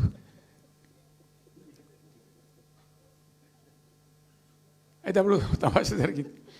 ఈ భోపాల్ ముఖ్యమంత్రి, అప్పుడు నేను ముఖ్యమంత్రి ఉంటే, భోపాల్ ఉన్న ఆయన పేరు శివరాజ్ సింగ్ చౌహాన్, ఆయన సీఎం ఉండే. ఆయన ఆ ప్లానింగ్, అదే ఇప్పుడు నీతి ఆయోగ్ ఉంది కదా, దానిలో సబ్ కమిటీకి ఆయన చైర్మన్. నేను భోపాల్లో పెడతా బాయ్ సాబ్ జర వచ్చిపోను అని ఖచ్చితంగా ఊరికే బతిమాలితే, ఫోన్ల మీద ఫోన్లు చేస్తే ఏం భోపాల్ లేవా మీరు చూసుకొని అంటే, లేదు సార్ నువ్వు తప్పకుండా రావాలంటే సరే అని పోయినండి. అయితే ఆడొక ఇండస్ట్రీ మినిస్టర్ ఉంది, వాళ్ళ గవర్నమెంట్కి ఉంటారు కదా మధ్యప్రదేశ్కు. ఆమె వచ్చి నీ కొడుకు వచ్చి బాగా ఆగమాగం చేస్తానని మమ్మల్ని అంటే, ఎందుకు చేస్తాడమంటే ఆయన అదొకటితోటి మాట్లాడి ఎక్కువ చేసుకుంటుండు బాగా అంటే, నువ్వు కూడా అన్నాడు గట్టిగా చెయ్యి. ఆమె వసుంధర రాజే చెల్లెలు, ఆమె పేరు యశోధర రాజే ఏదో అన్నది. అంటే నేను అంతకుముందు ఒక కొద్ది రోజుల ముందే నేను భోపాల్ పోవడానికి ఒక దాదాపు 2-3 మంత్స్ బిఫోరే మోడీ గారు వచ్చిండు. అక్కడ వచ్చి 14 లక్షల కోట్లకు ఎంఓయూ చేసి పడేసారు. ఇది మధ్యప్రదేశ్ గవర్నమెంట్. నేను మొన్న 14 లక్షల కోసం చేసిన కానమ్మా, మీకు నాకు అర్థం కాదు, నీకేం రాలేదంటావు నువ్వు. ప్రధానమంత్రి మీకు సపోర్ట్ ఉండే, మీకు పార్టీ అయ్యి మీకు మంచిగా నీకు ఇంత లాభం ఉంది అంటే, ఓ సో బోగసాయి సాబా. ఆమె నేను అతను ప్రామిస్ చెప్తాను, నేను ఐ వాజ్ షాక్డ్. అది వచ్చేదా పోయేదంత వాటిగా గ్యాసు అంటే, ఈ గ్యాసులు ఎవరిని మోసం చేయడానికి ఇంత వంచిస్తారా ప్రజలను? నికరంగా వస్తే పెట్టుబడులు రావాలి కదా, కనబడతాయి కదా. ఆ పెట్టుబడులు వస్తే లాభాలు జరుగుతాయి, ఉద్యోగాలు వస్తాయి, ఫ్యాక్టరీలు వస్తాయి, అడిషనల్ ఇన్కమ్ జనరేట్ అవుతుంది, స్టేట్ గవర్నమెంట్కి జిఎస్టీ పెరుగుతుంది. ఏం లేదు, వాటిదే గ్యాస్. మొన్న వీలైతే చెప్పి 5 లక్షల నువ్వు కొంచెం తగ్గించి చెప్తున్నావు. నేను పేపర్లో చూసింది 575.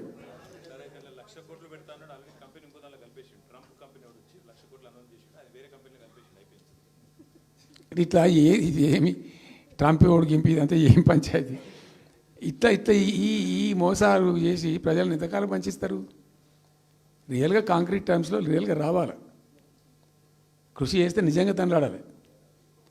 మా గవర్నమెంట్ వచ్చిన నాడు హైదరాబాద్ నుంచి సాఫ్ట్వేర్ ఎక్స్పోర్ట్స్ 57,000 కోట్లు ఉండేనండి.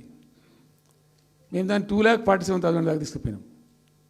స్టెప్ అప్ చేసుకుంటూ వాటిని నరికితే గాలిలో మాటలు చెప్తే వస్తాయా? మేము బిజినెస్ మీట్లు పెట్టలే, కాంక్లేవ్లు పెట్టలే, ఏమి లేదు, పరదాలు కట్టలే. బెస్ట్ పాలసీ చేస్తే ఆటోమేటిక్గా అట్రాక్ట్ అయి వస్తారు. నేను చెప్పిన అప్పుడు ఒక ఆయన ఉండే, పాప ఆయన చీఫ్ సెక్రటరీ కూడా రిటైర్ అయ్యాడు, ఆయన పేరే ఉండే మాధవరావు అల్లుడు ప్రదీప్ చంద్రకు చెప్తే ఆయన పాలసీ తయారు చేయమని చెప్తే తెప్పించండు. పాపం చాలా దేశాలకు తెప్పించండు. ఒక 50 సార్లు రిజెక్ట్ చేసిండు. ఇట్లా కాదు, నాకు కాంక్రీట్ కావాలి, ఇంకా మంచి కావాలని చెప్పి చాలా కష్టపడి చేసిండు. I must appreciate him. The best policy was brought in. తెచ్చిన తర్వాత కూడా ఎట్లుంటుందంటే, ఒక కంపెనీ వాడు వచ్చిండు, ఫాక్స్కాన్, ఆ మహారాష్ట్రలో కొట్టుకుపోయింది. ఫాక్స్కాన్ అనే కంపెనీ చాలా పెద్ద కంపెనీ వాస్తవానికి. ఇదేవి తయారు చేస్తారు, ఈ సెల్ ఫోన్లు ఇవన్నీ ఎలక్ట్రానిక్స్లో ఉన్నాడు. చాలామంది ఉమెన్కి ఎంప్లాయ్మెంట్ దొరుకుతుంది దాంట్లో, 1000 మందికి. సరే వస్తే మనకు కూడా లాభం జరుగుతుంది. మన ఎంబడి మస్తు దానిలో ఆల్మోస్ట్ వచ్చిండు, 90% వచ్చిండు. మీ పాలసీ బాగుందని అప్రిషియేట్ చేసి అన్ని చేసిండు. యాళ్ళకు వస్తే మహారాష్ట్ర ప్రభుత్వం 3,000 కోట్ల రూపాయలు వానికి నగదు ఇన్సెంటివ్ ఇస్తాను, వాడు కొట్టుకుపోయాడు. 3,000 crores ఎదురిస్తేనే నీకు డబ్బులని తీసుకుపోయాడు. అప్పుడు మనకు అంత కెపాసిటీ లేకుంటే సరే రియల్ ట్రై చేస్తే, కాంపిటీషన్ ఉన్నప్పుడు ట్రై చేస్తే కొన్ని సందర్భాలు జరుగుతాయి, కొన్ని జరిగాయి. ఉన్నట్టు తెలుసు, కట్టండి కదా, నడుస్తుంది కదా, ఫ్యాక్టరీ స్టార్ట్ కూడా అయింది కదా ఆల్రెడీ. సో అట్లా రియల్ ఎఫర్ట్ చేస్తే కొంత జరిగేటువంటి ఆస్కారాలు ఉంటాయి. ఇప్పుడు వెల్స్పన్ కానీ, వరంగల్లో వస్తున్నటువంటి మెగా టెక్స్టైల్ పార్క్లో కైటెక్స్ కానీ, చాలా వాళ్ళు ఎంబడివాడి తనలాడి తిప్పలవాడి అది చేసి పట్టుకొస్తే ఓటి సమకూరుకుంటూ పోతుంటుంది. కానీ వట్టి హైప్ క్రియేట్ చేసి మందిని మోసం చేసి ఎన్ని రోజులు ఇస్తుంది? ఆత్మవంచన, ప్రజావంచన. ఏమైనా వస్తుందిరా బాబు అంటే ఏమి రాదు. ఈ గ్యాస్ల ప్రజలను పెట్టి ఇప్పుడు ఇస్తాన 2,500 దిక్కులేదు మహిళలకు, 1 కోటి మంది మహిళలను కోటీశ్వర్లను చేస్తాం. కాంగ్రెస్ మంత్రులంతా ఒకటే పాట పాడు, ఏమి ఎట్లా చేస్తావా 1 కోటి మంది మహిళలను కోటీశ్వర్లను? నీ దగ్గర ఉంటేనా? ఉన్న రెవెన్యూ పీకింది రాష్ట్రాన్ని, లోపలికి అయిపోయింది. మేము ఉన్నప్పుడు గ్రోత్లో 50% లేదు. అసలు మీ గ్రోత్ గురించి అవగాహన ఉందా? ఒక్కొక్క రూపాయి కూడబెట్టాలి, ఎట్ట తీసుకుపోవాలి? నేను ముఖ్యమంత్రి అయిన తర్వాత నన్ను ఎంతమంది టెంప్ట్ చేసినా ఐఏఎస్ ఆఫీసర్లు వాళ్ళు వీళ్ళు, ₹1 రిజిస్ట్రేషన్ ఛార్జ్ పెంచారు నేను 4 ఏళ్ళ దాకా. Not even single rupee. ఉల్టా నేను వాళ్ళని పిలిచి మీకు ఏం కావాలి, రియల్ ఎస్టేట్ బాగా మంచిగా చేసుకుపోవాలి, హై క్లాస్ రావాలి అంటే ఎట్లా? హైదరాబాద్లో కూడా స్కై లైన్ రావాలని చెప్పి 3 ఏళ్ళు తిప్పలవాడానండి నేను, 3 years. ఎందుకంటే స్కై లైన్ రావాలని నోటి మాట అంటే రాదు, దానికి కూడా ఎక్కువ కావాలి. ఆ 50 అంతస్తులు 60 అంతస్తులు మీదకి పోయి కట్టేటువంటి ఆ క్రేన్ ఆపరేటర్లు, క్రేన్ డ్రైవర్లు, దానికి సంబంధించిన సరంజామా అంత ఉంటుంది. ఆ ఎక్కువ వస్తే ఆ స్కై రైజ్ వస్తుంది. ఆ ఎక్కువ తేవడానికి చాలా కష్టపడాల్సి వచ్చింది. ఇప్పుడు ఈ రాజభవన్ పక్కనే గేట్ పక్కన ఒకటి ఉంటుంది చూడండి, కాదు ఒక టవర్ ఉంటుంది ఒకటి. నేను అప్పుడు నేను పోతుంటే ఈ పునాది తీసిండు, మంచి స్పాట్ ఇది, వాటర్ ఫ్రంట్ ఉంటుంది హుసేన్ సాగర్. అతను చెప్పుండే మనం స్కై లైన్లో భాగంగా ఇద్దాము, 50 అంతస్తులకు ఇద్దామని చెప్పి ఆగమంటే ఆయన ఎవరో రాజుగారు ఆగలే, ఆయనకి అంతకే కట్టుకోండి పాపం. It took me 3 years to bring sky line to Hyderabad. మేము ఒక పద్ధతికి పోయినాం, సిస్టమ్ చేసినాం, ఓపికతోని చాలా సిన్సియర్గా మంచి పద్ధతితోని వాళ్ళతో డిస్కస్ చేసుకుంటూ మాట్లాడుకుంటూ ఒక క్రమ పద్ధతిలో పోయినాం అట్టుంటుంది పద్ధతి. కానీ నాలా ఫీజు తీసినాం. 10% ఏదో ఫీజు ఉండి తర్వాత ఆర్డీఓ ఆఫీస్కి పోవాలి సార్, ఈ ఫీజు ఏమో కానీ ఆ ఫీజు ఎక్కువ అవుతుందని వాళ్ళు చెప్పిండ్రు. అది తీసేవతల పడేసినాం. అది తీసేసినాం. ఆర్డీఓ దగ్గర పోయే అవసరం లేకుండా కూడా చేసినాం. ఇప్పుడు అదొక ఫీజు. ఆ ఫీజుతో ఏమైంది, ఆయనతో పీకింది. హైదరాబాద్ రియల్ ఎస్టేట్ గంగలు కలిసింది.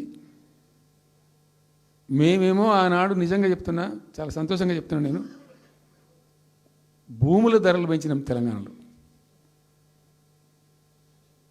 ప్రజా ఆస్తులు పెంచినాం, ప్రజా ఆస్తుల యొక్క విలువ పెంచినాం. 4 ఎకరాల నోడు ధీమాతో ఉండే తెలంగాణలో. కొద్దిగా డాంబర్ రోడ్డు అంటుకునే 4 ఎకరాల నోడు 50 లక్షల కాడికి అమ్మితే నాకు 2 కోట్ల శ్రీమంతుని అని చెప్పుకున్నాడు కాలర్ ఎగరేసుకొని. ఇవాళ ఏమైనాయండి భూముల ధరలు? కుప్ప ఊలిపోయినాయి. ఇంట్లో అమ్మాయి పెయింట్ ఉంటే ఒక ఎకరం అమ్మి చేద్దాం అనుకుంటే కొనే దిక్కులేస్తారని కళ్ళకి నీళ్ళు పెట్టుకుంటారు ప్రజలు. ఇవాళ లేదు, ఒక ఎకరా కూడా అమ్ముడు పోతలేదు, ఇప్పుడు కొంటలేడు. దిక్కు లేకుండా అమ్ముకుంటే ఇష్టం వచ్చిన అడ్డమైన ధరలకు అమ్ముకోవాలి. సో ఈ అరాకిరి మాటలు చెప్పి అడ్డమైన హామీలన్నీ ఇచ్చి నీకు చేసాదగాక కేవలం రాజకీయ అధికారమే మా లక్ష్యం అనే పద్ధతిలో ఇచ్చి ఇలా ప్రజలను వంచి అటు రైతాంగాన్ని నేర్పిస్తున్నారు, పేద ప్రజలు నేర్పిస్తున్నారు, పేద విద్యార్థులు నేర్పిస్తున్నారు, రిటైర్డ్ ఎంప్లాయీస్ నేర్పిస్తున్నారు. పచ్చి అబద్ధాలు. కేసీఆర్ చేసిన అప్పులకు వడ్డీలు కట్టలేకపోతున్నావా? ఉతికింది కదా, ఈ చెంప వాయించింది కదా. ఎంత కడుతున్నారు? తీసుకున్న అప్పులు ఏంటంటే 2,90,000 కోట్లు మొత్తం కలిపి చెప్పారు కదా చాలా స్పష్టంగా. సో ఇట్లా ఇవన్నీ వాస్తవాలు ఒక పక్కకుంటే అన్ని అబద్ధాలు చెప్పుకుంటూ ఇష్టం వచ్చినట్టు మాట్లాడుకుంటూ ఇక నన్ను ఇచ్చడానికైతే వాళ్ళ నోరు మొక్కాలిగా. ఎప్పుడో సందర్భంలో కోపం వచ్చి ఒకటి తిట్టినామంటే ఒక మనిషిని మాట వేరు. పొద్దా కాదే కదా, నా కేసీఆర్ చచ్చిపోవాలి మాట్లాడినప్పుడల్లా ఎక్కడైనా మాట్లాడు, ఏ సందర్భంలో మాట, నువ్వు కాలేజీలో మాట్లాడు, లేకపోతే ఇంకో కాడ మాట్లాడు, స్కూల్ పిల్లల కాడ మాట్లాడు. గింత అక్కసు ఉంటుంది మనుషులకు, అది కరెక్ట్ అవుతుందా? సో ఇష్టం వచ్చిన పద్ధతులు, మాటలు, ఇష్టం వచ్చిన దుర్మార్గ ప్రచారాలు, అన్ని పచ్చి అబద్ధాలు నోరు తెరిస్తే.